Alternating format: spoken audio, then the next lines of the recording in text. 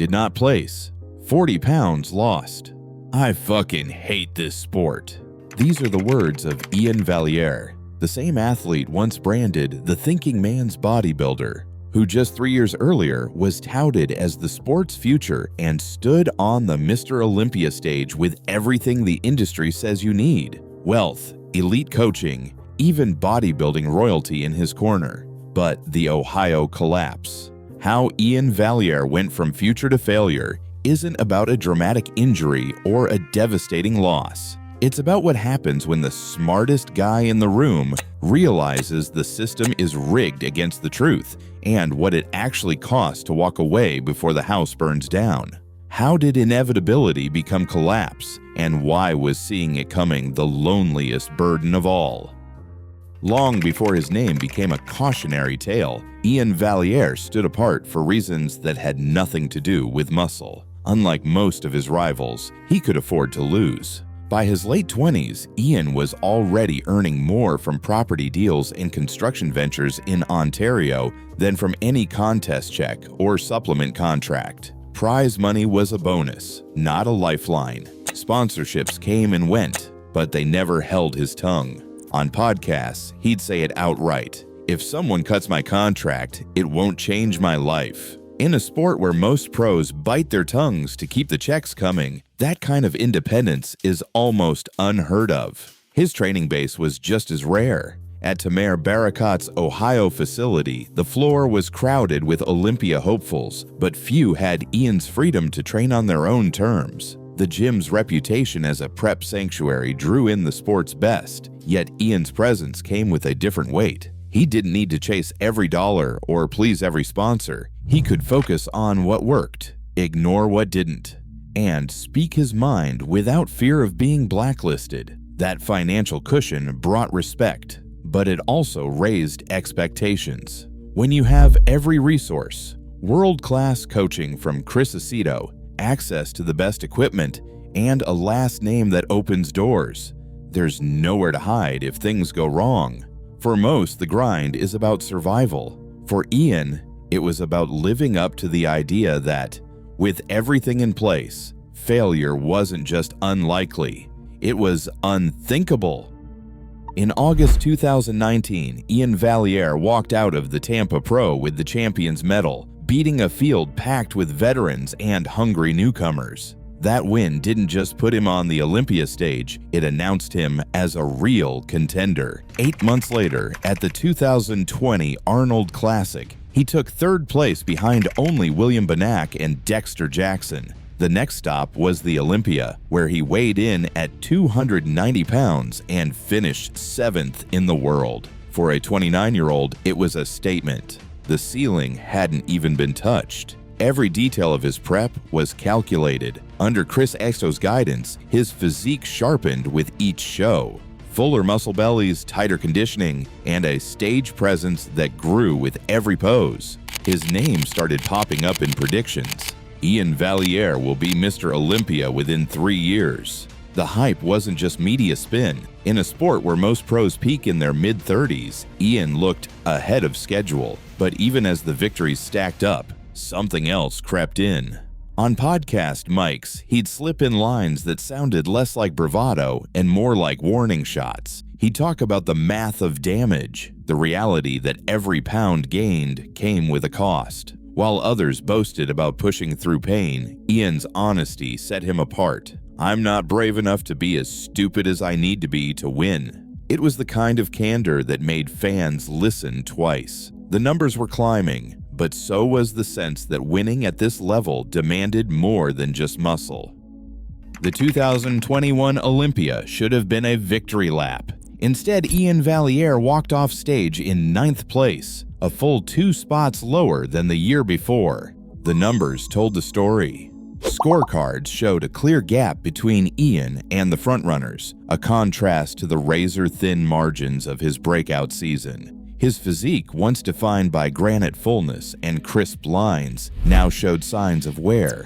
A softer midsection, less pop in the muscle, a drawn look around the face that even fans noticed online. Judges' feedback echoed what was plain to see. He looked tired, not just physically, but in the way he carried himself between poses. Behind the scenes, the strain was mounting. Iain was no longer just an athlete. He was fielding daily calls from business partners, juggling property deals, and coaching a growing roster of clients. Each role demanded focus, but the hours in the gym started slipping.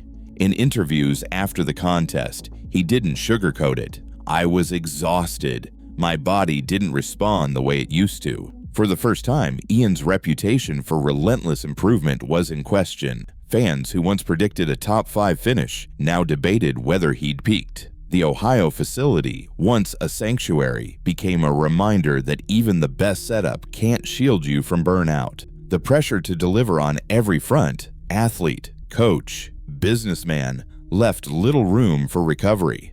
The first cracks had appeared, and they were growing wider with every show.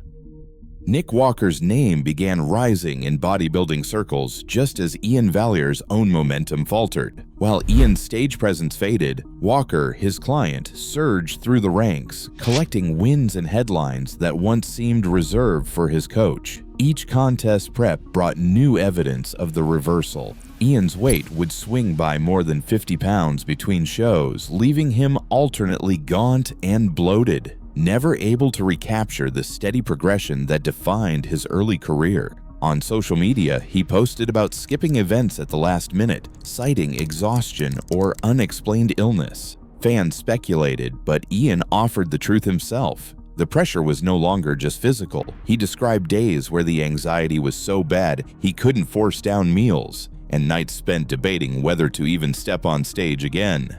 The paradox grew sharper. As Walker's star rose, Iain's own self-doubt and depression became public record. He spoke openly about feeling trapped in a cycle, coaching others to push limits he no longer believed in, while privately unraveling.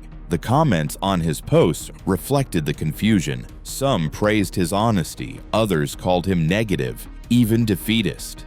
Event promoters noticed the volatility, and sponsors grew uneasy with his candor. But the numbers told the real story. Walker collected trophies. Iain collected withdrawal slips and medical warnings. The gap between what he preached and what he lived was no longer just personal, it was existential.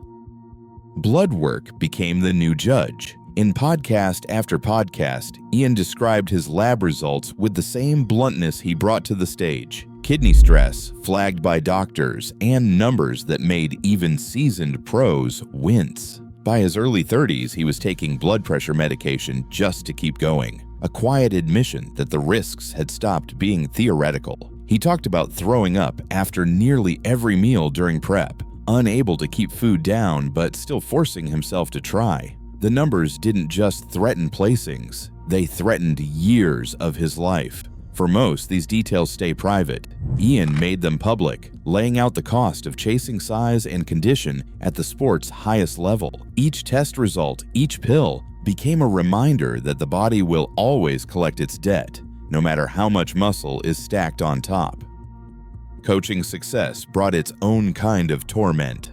While Iain's clients racked up trophies, he wrestled with the knowledge that the same methods pushing them to the top were the ones dragging him down. On the No Bull podcast, he didn't mince words. If I teach a guy to win knowing it will kill him, am I really helping? That question lingered over every prep, every check-in, every congratulatory message. As Nick Walker's injury sidelined one of his brightest prospects, Iain's guilt sharpened. The wins felt hollow. Meanwhile, whispers of unease drifted in from sponsors. While no contract was ever torn up in public, he spoke of clauses about bringing the sport into disrepute and quiet reminders to keep things positive. Honesty, it turned out, had a price. Iain's candor isolated him, not just from the industry, but sometimes from the very athletes he wanted to protect. The cost of truth wasn't measured in lost contracts, it was measured in silence.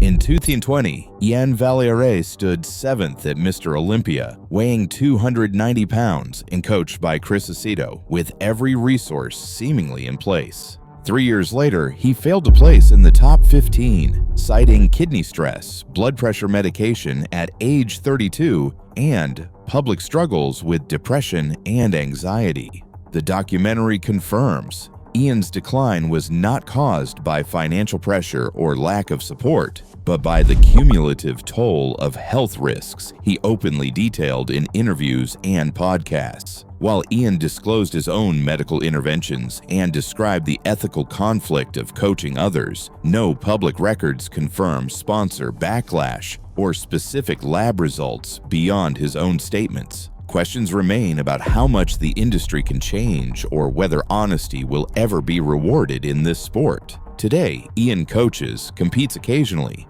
and continues to speak candidly, saying, "I'm still stupid enough to stand on stage in underwear, just not stupid enough to die for it." His story is a documented reckoning, not of failure, but of choosing to live.